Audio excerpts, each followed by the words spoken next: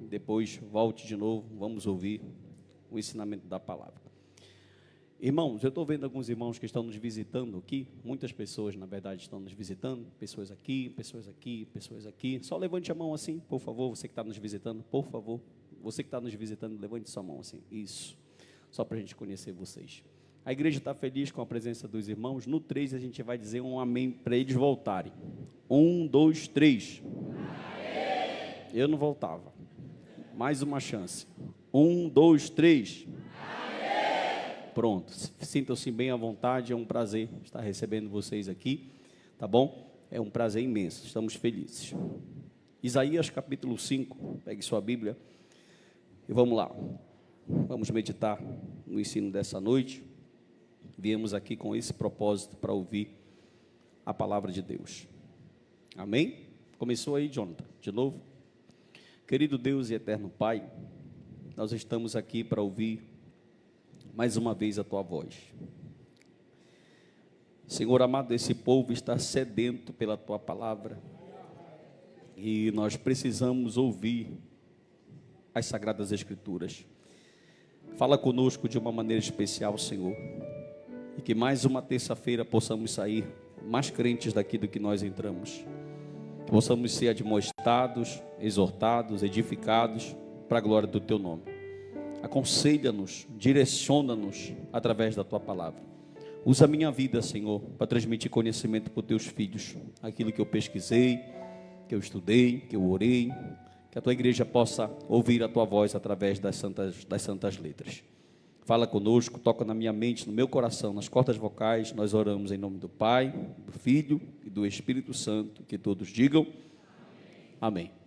Se você está com a sua Bíblia aberta em Isaías 5, querido, primeiro livro de Isaías, não é comum a gente encontrar uma parábola aqui no Antigo Testamento, tá? Geralmente, nós temos cerca de 150 parábolas nos sinóticos. Mateus, Marcos e Lucas trazem 150 parábolas.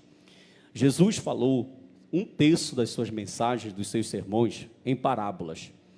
E era a maneira mais fácil, era a melhor maneira de falar com os ouvintes que ele tinha ali. Sempre digo aos irmãos que o trabalho do pregador, do ensinador, é trazer a mensagem para o teu entendimento. Calvino disse, repita, ler, aplicar, ler, explicar e aplicar. E um dos maiores reformadores de todos os tempos disse que se numa pregação não tivesse esses 3 verbos, você não pregou. Então você precisa ler um texto, nesse caso esse texto aqui tem 3.000 anos. Olhe para mim, deixa o pessoal chegar, não tire sua atenção daqui, deixa que os obreiros estão trabalhando lá. Esse texto tem 3.000 anos aqui. Se você pegar um livro de história de 10 anos, quantos anos? Você pode jogar fora ele.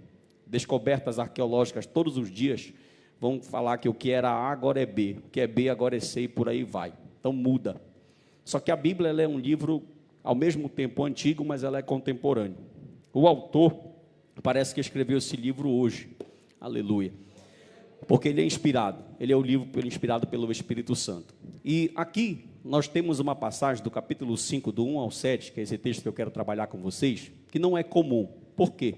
Porque aqui tem uma parábola, e parábola não é comum no Antigo Testamento, apesar de alguns profetas e de alguns textos dos Salmos, mas mais os profetas maiores e menores usarem parábolas, não é comum nós encontrarmos parábolas aqui no Antigo Testamento.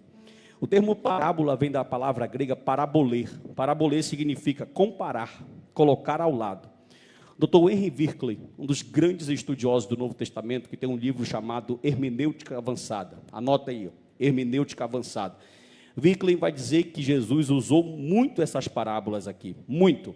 E quando a gente passa por um breve resumo histórico sobre isso aqui, a gente vai ver que logo após, séculos após Jesus subir, a igreja primitiva e os reformadores, eles não sabiam diferenciar 2 coisas. Pergunte o quê? Parábola e alegoria.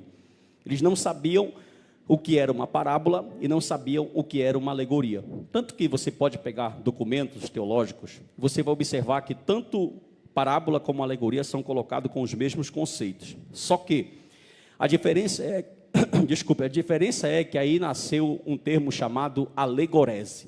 Olhe para cá, essa parte é técnica aqui, é rapidinho. Aí nasceu um termo chamado alegorese. O que seria isso? Eles diriam Orígenes. Nós temos 3 pais. Orígenes, que morreu em 253, Tertuliano, que morreu em 220, e Agostinho de Hipona, que talvez é o mais pesado, de 430 depois de Cristo. Eles, os 3, Orígenes, Tertuliano e Agostinho, interpretavam a parábola de forma espiritual. De que forma? Então, se eles interpretavam a parábola de forma espiritual, era muito perigoso. Por quê? Porque eles não iam no sentido histórico. Isso aqui, esse texto que está aqui na frente de vocês, que eu vou trabalhar, ele é uma parábola falando de um conceito, de uma técnica de agricultura com uvas. Eu não tenho como pegar esse texto, não viajar até o entendimento do autor, entender o que o autor está falando e aplicando, e tentar só fazer o que, pastor? Alegorese. O que é alegorese? É quando eu digo que todo texto bíblico, que toda alegoria ou parábola, ela tem os seus sentidos éticos, espirituais e escatológicos. Deixa eu te explicar. Tipo assim, eles pegavam um texto bíblico, liam esse texto e tentavam, sem conhecer o contexto histórico e gramatical, colocar sentidos espirituais nesse texto. Só que aí é muito perigoso. Pergunte por quê? Porque o texto bíblico ele tem uma interpretação. E eu, como pastor, eu preciso entender essa interpretação para mim não cometer um anacronismo com vocês, para me falar algo que está acontecendo aqui e mudar o sentido do texto que aconteceu lá. Tendo dito isso, o Senhor Deus usou Isaías para falar com esse povo aqui de uma maneira especial. Primeiro, Isaías era um profeta culto. Por exemplo, você pega o vocabulário do profeta Ezequiel e do profeta Jeremias, vocês vão ver que eles têm palavras no vocabulário que não são tão difíceis no hebraico. Mas quando tu pega Isaías, Isaías tem um vocabulário imensamente maior. Ele usa palavras difíceis, termos técnicos. Então, é conhecido como um livro poético e um livro difícil de se interpretar. Por quê?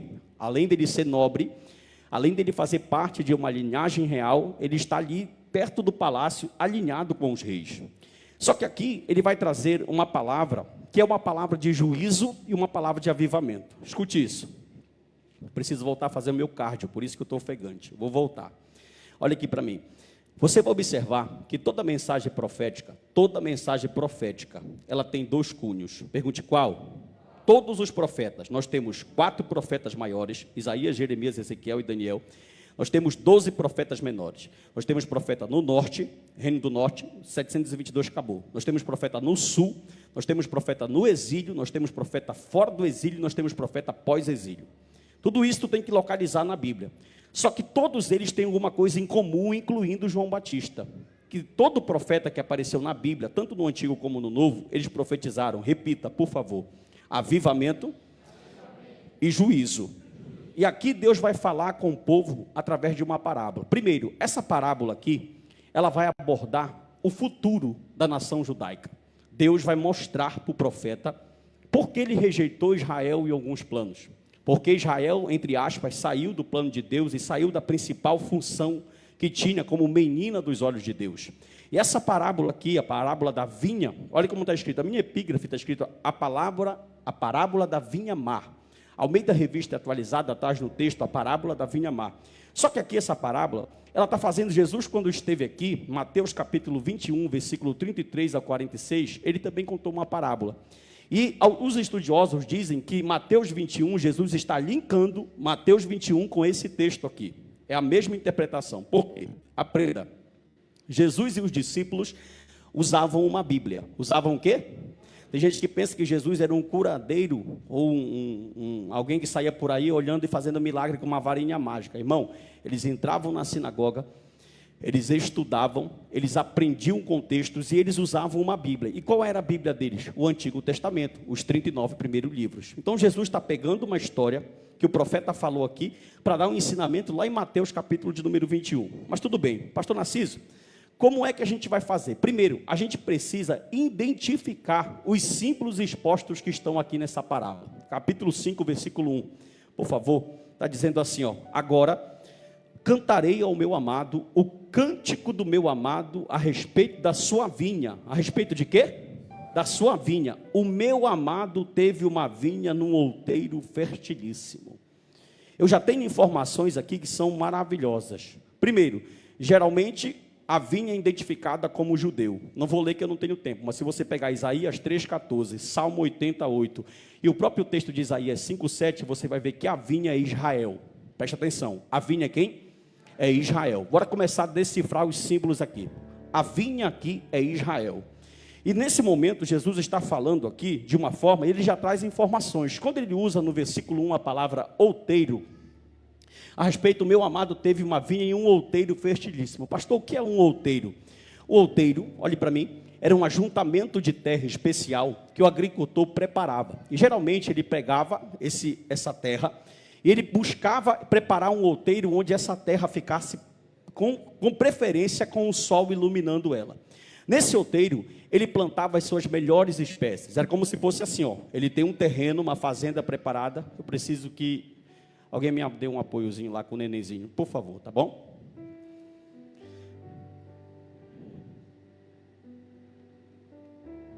Vamos lá, olha só, irmão, olhe para mim aqui, por gentileza. E a gente está aqui falando sobre isso. Então, quando o agricultor preparava a sua fazenda, o seu arado para plantar qualquer tipo de planta dali da região, eles tinham plantas especiais. Só que o outeiro é como se fosse uma parte dessa fazenda que era especial, porque ele ia preparar o campo, ele ia preparar a terra de uma maneira que a semente que fosse plantada nesse outeiro, ela ia nascer. Tanto que o texto está dizendo que o outeiro é fertilíssimo. Ou seja, colocou nesse outeiro, ele está na localização certa para o sol, ele está numa localização adequada, num ponto estratégico, para que a semente que fosse arada, cavada, plantada, colocada lá, ela fosse frutificar. Uma coisa muito interessante é que a parábola está dizendo que o vinheiro, ou que o agricultor, ele preparou essa terra. E se você observar no versículo de número 2, pode colocar, por favor, sachou. Essa palavra sachou significa cavar no hebraico. Cavou a terra. Olha o que ele fez. Ele sachou, cavou, limpou das pedras, plantou vides escolhidas. Plantou o que, irmão? Plantou o quê? Repita comigo e diga assim, sorek. Fale, sorek. Pastor, o que é isso? O senhor está doido?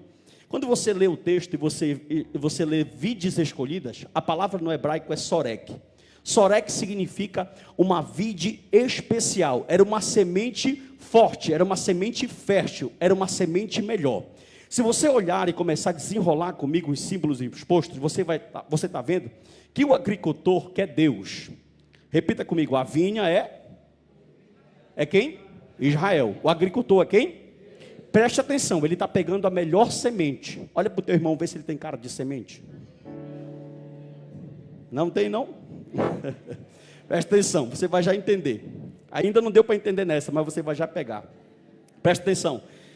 O agricultor está preparando tudo. Ele está cavando, está preparando o outeiro, preparando a melhor terra, com direção para o sol, limpando, tirando as pedras, preparando a vinha, escolheu a sorek, a semente que tu plantou, ela nasce. Outro ponto, dentro desses vinhanteiros, dessas vinhas, olhe para mim, tinha, sabe o quê? Uma torre de vigia. Tinha o quê? Era tudo preparado. Essas torres de vigia, elas podem ser de 2 ou 3 tipos. Primeiro, se fosse uma torre grande, geralmente elas eram de pedra ou de árvores e galhos.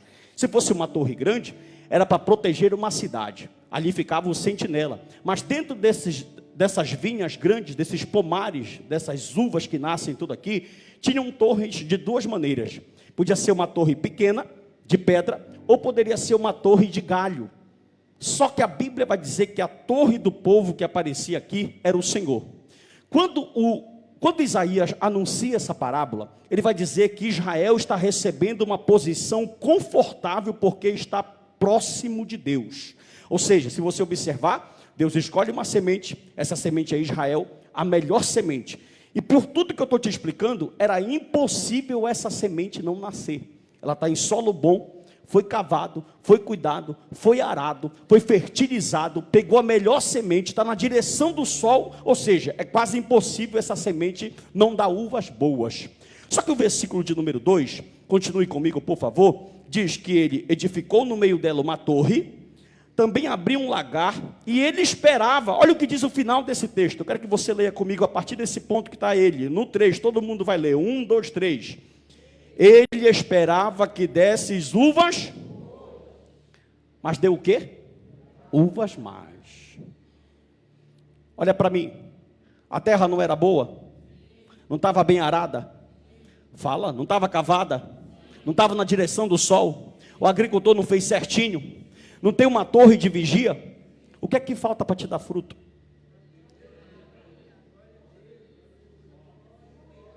Meu Jesus amado, você vai aprender hoje comigo aqui, que não tem desculpa para você não dar fruto no reino dos céus. O texto vai dizer que a vinha, que a semente, melhor dizendo, é Israel. Que a semente o quê? E a semente é Sorek. Sorek é uma semente perfeita. Interessante que o dono da vinha esperava que ela produzisse uvas boas. Olha para o teu irmão, por favor, que ele está quase dormindo, me ajuda. Isso. E diz para ele assim, ó: Deus espera o melhor de você. Olha para ele, fala assim, porque tu está plantando em terra boa, tem um sol brilhando na tua... Não, segura. Faça melhor, por favor. Olha de novo. E fala assim: o melhor agricultor te plantou. Diga assim para ele: e tu é a melhor semente, é aquela que é mais fértil. Segura, quero melhorar. É como se os anjos falassem assim, Patrick: olha, Senhor, deixa nós irmos lá, nos planta, para a gente pregar o evangelho. Ele falou: não, eu tenho uma semente melhor. Oh glória, louvado seja o nome do Senhor Jesus. Isso aqui é interessante, porque ele preparou tudo. O agricultor preparou tudo. Irmão, logicamente falando, era impossível essa semente aqui não dar fruto. Não dá o quê? E acredite numa coisa que eu vou te contar. Mesmo com o solo preparado, com o outreiro pronto, cavado, cultivado, o sol na direção certa, na posição privilegiada, as melhores sementes, tendo uma torre de vigia, ao invés de dar uvas boas, deu uvas bravas. Os agricultores, quando vão falar sobre vinha, olhe para mim, foi estudar sobre agricultura hoje. Pense que é só teologia. Eles dizem que para dar a uva, o tempo certo é 3 anos. Quanto tempo? Tu vai me ajudar. Olha para ele de novo. Pergunta: quanto tempo tu tem de crente? Se ele falar que é menos de 3, ele está perdoado. Meu Jesus amado. Segura e olhe para mim. Porque dentro dos 3 anos, ele ainda está na fase do discipulado. Então Deus dá um tempo para te vir, receber a graça, receber os dons, receber capacitação, receber dando glória, meu irmão. Receber poder do alto, ele dá aquele tempo do discipulado. Agora, se ele falar que tem 4, tu vai dizer: cadê teus frutos? Olha para ele, pergunta: quantos anos tu tem de crente? Se ele falar 3, amém, diga glória a Deus. Fala para ele: tu ainda está no tempo. Agora, se ele falar 4, 5, 10, olha para ele e fala assim: as tuas uvas são boas ou bravas? Porque presta atenção, Nery, Diácono Marcos, Pastor Wesley, não tem desculpa para nós. Vou falar e você me ajuda no glória, tá? O melhor agricultor nos plantou. Nós somos a melhor semente. Fomos plantados no melhor campo. Meu Deus. Tu quer saber qual é o nosso adubo? Vou tomar água para te dar glória. O nosso adubo é vermelho. Meu Deus. Semeou nessa terra aqui. Não tem desculpa. Era para esse sorek, para essa semente escolhida, ser colocada no outeiro, o sol está dando em cima dela e ela germinar, ela produzir o quê? Uvas boas. Só que é interessante que antes desses 3 anos, o agricultor ele fica podando. Meu Jesus amado. Ele fica podando, a gente vai já ver uma passagem que Cristo vai falar de forma brilhante sobre isso. E ele fica podando, por quê? Se não podar, não cresce. Se não podar o quê? Se não podar, não dá fruto. E podar significa cortar, descavar, cavar de novo, cortar. É o processo que tu está passando. Agora escute uma coisa. Tem pessoas que estão plantadas. Você está plantado, irmão. Plantado pelo melhor agricultor. Agora não sei por qual motivo esses frutos não aparecem. Meu Jesus amado. Agora a glória estava mais intenso, mas tudo bem, presta atenção. Olha só, diga comigo assim: o processo dos frutos. Como a regra da videira em terra podada é dar frutos em até 3 anos, como eu disse, ali tinha uma torre de vigia. Presta atenção nisso aqui. A torre de vigia, se ela fosse grande, era para proteger uma cidade. Proteger o quê? Só que dentro da vinha ficava uma torre, ou de pedra ou de madeira, de galho de árvores. Preste atenção nisso aqui. Se ela fosse de pedra, é mais resistente, sim ou não? Só que se ela fosse de galho, até um vento derrubava ela. E se não tem torre, significa que não tem vigilância. E se não tem vigilância, fica exposto a animais e a ladrões. Só que o texto vai dizer que o vigia, que a torre de vigia de Israel, não é de pedra e nem de galho. A torre de vigia de Israel é o próprio Senhor. Mais uma probabilidade para tudo dar certo. Só que o versículo 3, pode colocar, Deus vai começar a ficar bravo. Deus vai começar a ficar bravo. Olha o que diz o texto aqui, ó. Agora, pois, ó moradores de Jerusalém e homens de Judá, julgai, eu vos peço, entre mim e a minha vinha. Segura nesse texto aí. Olha aqui para mim, por favor. Deus está olhando para o povo e está dizendo assim, ó. Povo, julgue. Eu estou fazendo a minha parte. Julgue entre a mim, o agricultor, e Israel, a vinha. Olha o verso de número 4 e tu vai entender. Que mais se podia fazer ainda na minha vinha, que eu lhe não tenha feito? É como se Deus estivesse falando para ti hoje aqui. O que tu queres que eu faça mais? Meu Jesus amado. Para te começar a dar fruto.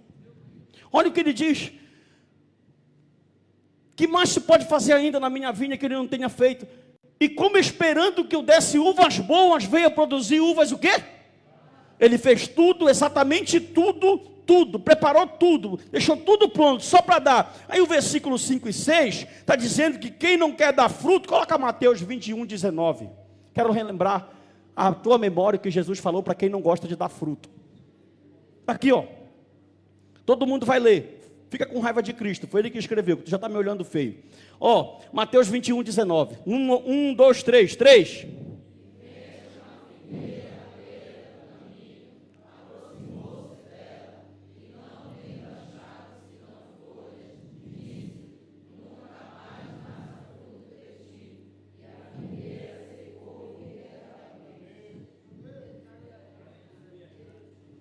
Olha para ele que isso é pesada. Olha, divide a raiva comigo.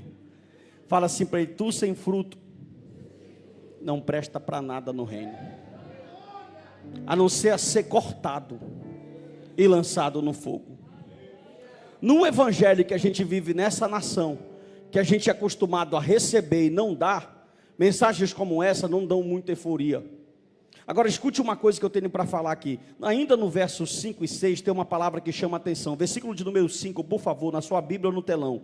Agora, pois, vos farei saber o que pretendo fazer a minha vinha. Verso 5. Tirarei a sua sebe. A palavra sebe são os galhos. Olha para cá. Sebe é os galhos, a cerca que eles faziam. Pegavam estacas, galhos de madeira e faziam uma cerca. Pergunte para quê? Para que os animais não entrassem. Porque se o animal entra, aí que não dá mesmo uva, sim ou não? Só que nesse momento, Deus está protegendo. Ele cavou, colocou a torre, colocou a cerca. Só que como Deus está vendo que não tem fruto, dá glória, irmãos, não fico bravo. Ele vai pegar a cerca e vai. Leia aqui, por favor. Agora, pois, eu vos farei saber o que eu pretendo fazer para aqueles que não dão fruto. Já estou parafraseando. Tirarei a minha cerca para que a minha vinha sirva de pasto. Eu vou derribar o seu muro para que ela seja pisada. Versículo 6, olha essa palavra de juízo. Torná-la-ei em deserto, não será poldada nem irmão. Quando ele fala que não será poldada, isso tem que dar um temor no teu coração terrível. Pergunte por quê? Porque o fruto só vai dar se tu for podado. E aqui ele está dizendo, ó, eu estou tão irado que eu já tirei a cerca. Escuta, tem alguns que Deus já tirou a cerca e já permitiu que animais e ladrões entrem. Só que ele ainda não poldou. Ou melhor, ele ainda não começou a parar de poldar. Olha o que ele diz, ó. Nem se achar, mas crescerão nelas espinheiros, abrolhos. Irmão, olha a última palavra do versículo. Deus é tão fora do comum que ele trabalha nas coisas naturais e sobrenaturais. Ele diz, ó, eu vou dar ordem às nuvens, para que ela não derrame chuva sobre ela. Deixa eu te falar uma coisa. Se Deus quiser trancar a porta para ti, não tem quem abra. Agora tu entende por que não está dando certo. É que eu tento aqui, eu bato aqui, eu faço aqui, não dá certo. Meu irmão, não tenta entrar em porta que Deus fechou. Não tenta fazer campanha para abrir porta que está fechada pelo próprio Deus, que não vai abrir. O que é que Deus quer, pastor Narciso? Ele quer te poldar. Não melhora o glória, irmão, pelo amor de Deus. Ele quer te poldar. Ele quer te preparar para que a colheita seja boa. Irmão, se você observar comigo, estou terminando. Se você observar comigo, que a nossa escolha é para dar fruto. Pode colocar João 15,16, olha para mim. Não escolheste vos a mim, mas eu escolhi a vós e nomeeis para que deis fruto, e vosso fruto permaneça, a fim de que pedindo ao Pai tudo, Ele vos, está aqui, ó. Não foste vós que me escolheste. Muito pelo contrário, eu escolhi a vós, e designei para que vades. Eu vou bater aqui.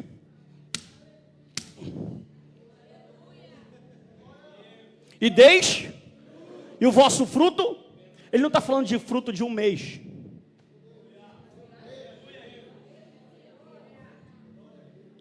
Meu irmão, o fruto tem que ser até o final, para que vades, deis fruto, e o vosso fruto. Eu vou fazer uma pergunta para ti e tu te responde. Quanto tempo tu está na vida cristã e no ministério? Cadê os teus frutos? A árvore é conhecida pelos... Vou pegar o melhor de todos os pregadores e parafrasear ele. Mateus 7, 7 ao 12. Jesus disse assim, ó. Não pode a árvore boa dar fruto mau. Não pode a árvore má dar fruto bom. Eu amo essa palavra. Pelos seus frutos os conhecer. Ah, está rodando aqui em cima. Está pulando, está dando glória. Ei! Fruto. Não é isso aqui que mostra se eu tenho intimidade não, se eu estou na posição ou não. Não é verbalização. Os políticos são os melhores na hermenêutica, irmão. Ele faz o cara chorar no comício. Frutos dignos de arrependimento. Ah, escuta, como é então, pastor? Está rodando aqui, mas é marido de uma mulher só. Está rodando aqui, mas compra e paga. Está rodando aqui, mas anda em santidade. Está rodando aqui, mas não faz gato. Está rodando aqui, mas dá testemunho. Aí é diferente, porque o fruto vai mostrar quem tu é. O problema da nossa geração é que a gente quer olhar para onde? Para o dom. Agora escute, a nossa escolha, primeiro, o texto está dizendo que não foi tu que escolheu estar aqui. Vou pensar aqui, se fosse a tua escolha, onde tu estaria agora? Atualmente já pensou. Meu irmão, tinha uns que estavam no resort, outros estavam cheirando, outros estavam no Baenão, outros estavam na Curuzu. Em algum lugar tu ia estar. Os pêsames para aqueles que estariam na Curuzu. Olhe para mim. Mas o texto bíblico está dizendo que quem escolheu, eu vos escolhi a vós. E vos designei para uma missão, que vades e deis fruto. Aleluia. Sem frutos, você não é nada. Escute uma coisa, escute isso aqui, por favor. Tem alguém aí, diga amém. Sem frutos, você se torna um peso para a sua congregação. Você está ouvindo o que eu estou falando? Sem fruto, você é um peso para a sua sociedade. Sem fruto, você é um peso para o seu casamento. Sem fruto, você é um peso para a empresa onde tu trabalha. E escuta, eu não estou falando que é o fruto que vai te salvar. Efésios 2, 8 e 9 diz, a salvação é pela graça, mediante a fé, e isso não vem de vós, é dom de Deus, e não de obras, frutos, para que ninguém se glorie. A obra que te salvou, o fruto que te salvou, a obra que te salvou foi de Cristo no Calvário. Agora escute, o fruto não salva, mas ele é uma evidência que essa salvação me alcançou. Como assim, pastor? Deixa eu perguntar uma coisa para você, olhe para mim. Os demônios têm fé? Sim ou não? Fale forte, com convicção. Se você não sabe, fique calado, mas se você sabe, responda. Os demônios têm fé? Só que só fica nisso. Não passa disso. A diferença da fé dos demônios para a tua é que tu crê e trabalha. Meu Deus. Tu crê e serve. Fé sem fruto é fé de demônio. Ai, pastor, pesado. Tu está ouvindo o que eu estou falando, meu irmão? Que tem um monte de crente que passa a vida todinha na igreja com fé de demônio. Porque, Senhor, eu louvo o teu santo nome, o departamento precisando de ajuda, o evangelismo precisando, a mídia precisando, vai dando glória ao teu departamento. Alguma coisa precisando de... Não, esse negócio aqui é do pastor. Escuta, Efésios 4, 11 e 12, olhe para mim. Ele chamou uns para apóstolos, profetas, pastores, doutores e mestres. 5 ministérios, quantos? Querendo o aperfeiçoamento dos santos para o desempenho do seu serviço, até que todos cheguem ao pleno conhecimento da glória, que é difícil decorar isso. Aí ele fala assim, ó, olha para cá. Até que todos. Até que quem? Está aqui, ó. Até que todos. Até que quem? Até que todos. Até que todos. Até que todos. Até que todos. Até que todos. Não é para mim dar fruto. Olha para ele. Esse é o meu momento, irmão. Olha para ele.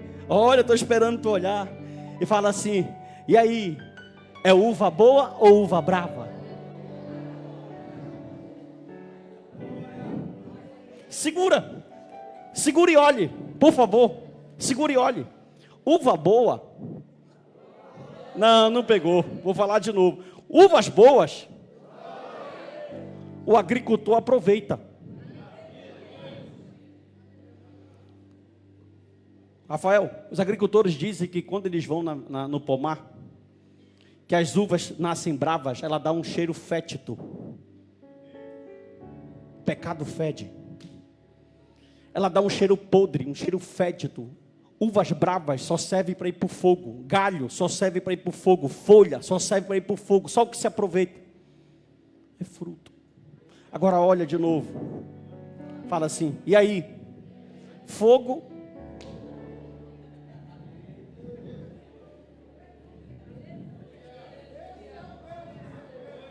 Não, peraí. Mateus capítulo 4. Rápido. Coloca aí. Mateus capítulo 4. A partir do versículo de número 7. Bíblia. Respondeu Jesus. Também está escrito, não tentarás o Senhor teu. Pode passar. Levou ainda o diabo ao monte. Calma. Dá glória que eu acho mais rápido.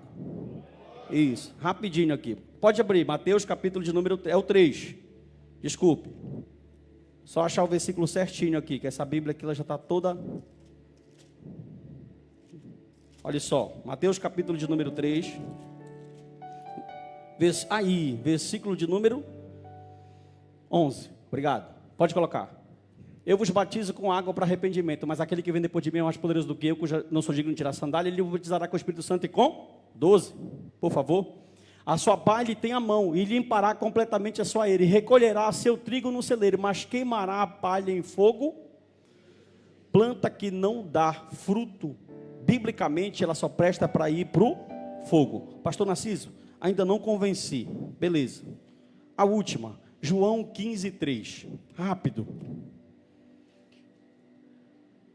Não tem como tu não dar fruto, porque tu já foi podado. Lê e dá glória. João 15:3. Vós já estás limpo pela palavra que vos tem. Pastor, eu não entendi, porque tu não leu o 1 e o 2. Eu sou a videira verdadeira e vós sois o ramo. Coloca. No 3, todo mundo. 1, 2, 3. Eu sou a... E o meu pai é o... Segura. Só aqui dava uma outra mensagem. Olha aqui para mim. Se ele é a videira verdadeira, é porque tem uma falsa. Meu Deus, ele não entendeu. Se tem uma falsa, tem um monte de gente que está enxertado nela. Pensa que está enxertado na verdadeira, mas está na falsa. Por quê? Porque quem está enxertado na verdadeira dá uvas boas. E quem está enxertado na falsa dá uvas bravas. Verso 2. Todo ramo que estando em mim e não der fruto, ele corta. Escuta, ele o quê? A Bíblia não ensina eu ficar passando mão na cabeça de crente preguiçoso. Oh, vem cá, queridinho de Jeová, bichinho de Jeová. Vem cá, bichinho de Jacó. Oh, vem cá, cria vergonha na tua cara, meu irmão. Começa a servir, começa a discipular, começa a dar fruto, começa a desenvolver. Escuta, irmão, você está vendo a crescente do ministério? Você está vendo a crescente do rebanho? Todo dia chegando pessoas novas. Você acha que eu, na minha limitação humana, vou conseguir dar conta sozinho? Nunca. Deus quer fazer de você um discipulador. Levante a sua mão. Deus quer fazer de você um cacho repleto de frutos para a glória do seu pão. E olha o que eu vou falar. Escute o que eu vou falar na direção de Deus. Não tem desculpa. Pergunte por quê. Vou falar de novo. Tu está na melhor terra. Tu está no melhor solo. Foi plantado pelo melhor agricultor. Tem a melhor semente. Tem um sol na tua cara. Para de dar desculpa.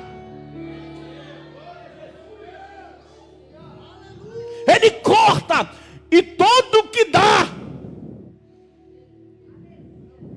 Ele limpa. Limpa como? Verso 3, aleluia. Vós já estás limpo pela palavra que eu vos tenho. Pastor, como é que eu faço para ser podado? Começa amanhã, começa em Mateus, depois vai para Marcos, depois vai para Lucas, deixa ele te podar, depois tu vai para Paulo, depois tu vai para os profetas, depois tu vai para o Salmo. Toda vez que tu lê um texto desse livro, ele vai te podar e te limpar. É como se fosse assim, ó. Oh, glória, dá glória a Deus aí. Como se o agricultor fosse lá na... Eu vi vários vídeos hoje de... Estou pensando em plantar uma. Eu vi uma aqui no Marajó. Outro dia eu fui ministrar no Marajó.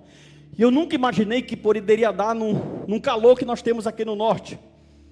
Aí eu cheguei, o irmão começou a me mostrar o terreno dele, lá em Joanes. Acho que não sei se tinha alguém comigo nesse dia daqui. Aí eu fui perguntando, irmão, o que é isso aqui e tal? Quando eu olhei, um pé de uva. Acho que até pé que fala, né? Pé. Me ajuda aí, irmão, quem tem na sua casa aí, só no supermercado. E eu perguntei para ele, irmão, deu aqui? Ele falou, deu. Eu falei, por quê? Porque eu plantei. Por quê? Segura. Não, tu não entendeu. Por quê? Porque o solo é bom. Por quê? Porque a semente é boa. Por quê? Porque eu sei plantar. Ou seja, estava tudo apropriado para dar certo. E tu tem tudo para dar certo.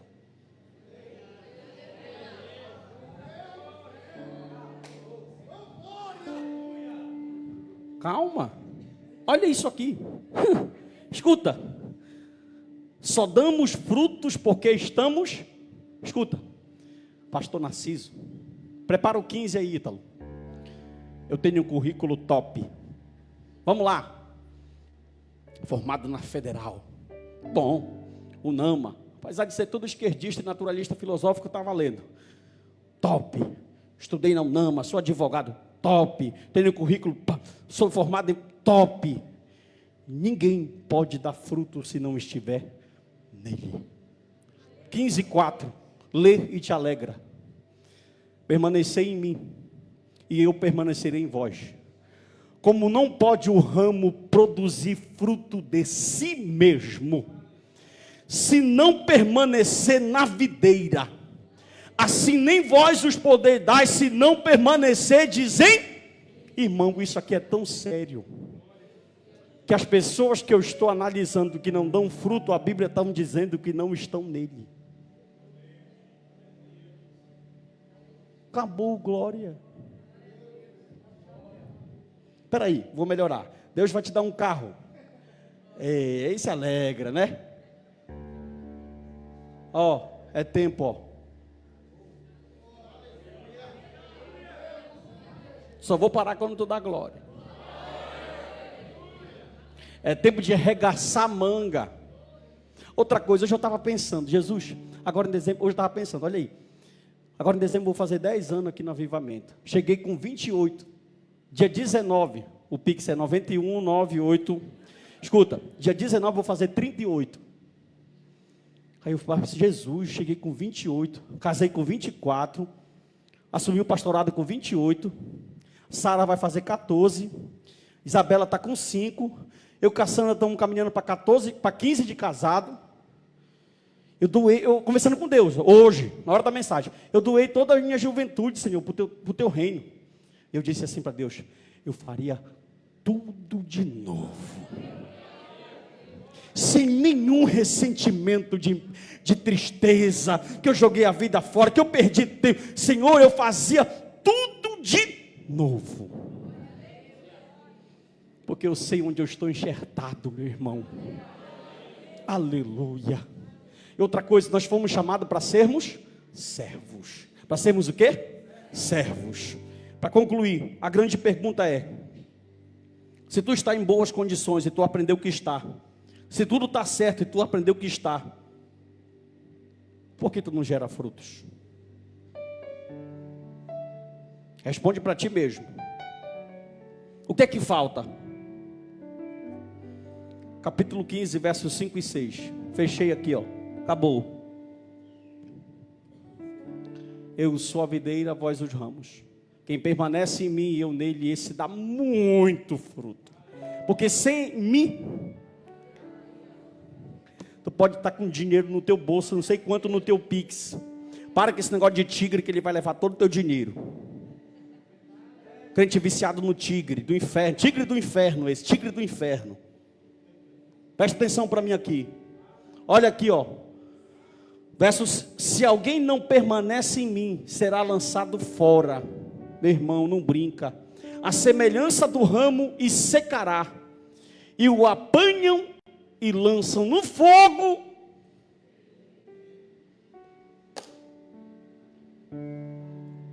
Não há nada igual. Não há nada melhor a que se compara